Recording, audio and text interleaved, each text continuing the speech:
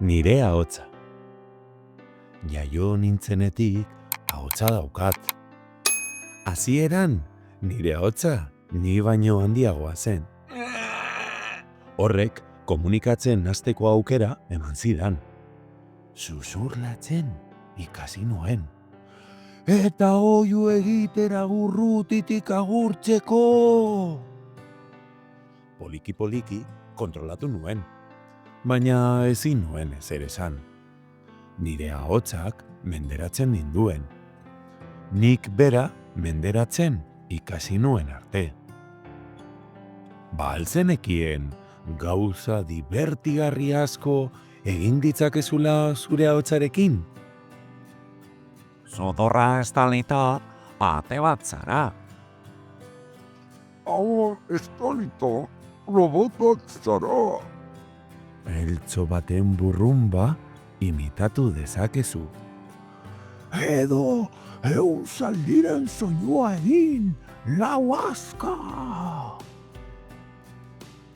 Istorio harrigarriak ere konta ditzakezu.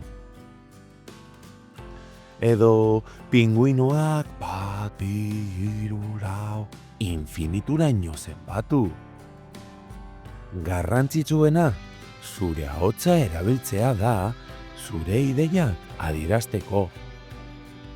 Baina gogoratu, gauzak modu positiboan esan.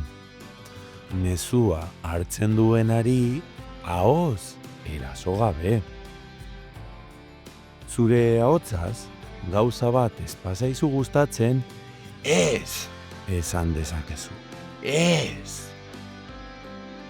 Neska edo mutila izan, edonondik zatozela, edonor zarela ere, gure ahots guztiek balio bera dute.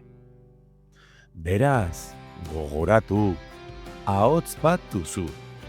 Istorioak kontatzeko, barre eragiteko, zure lagunei deitzeko, ezetz esateko, pentsatzen duzuna esateko, eta zarena izateko.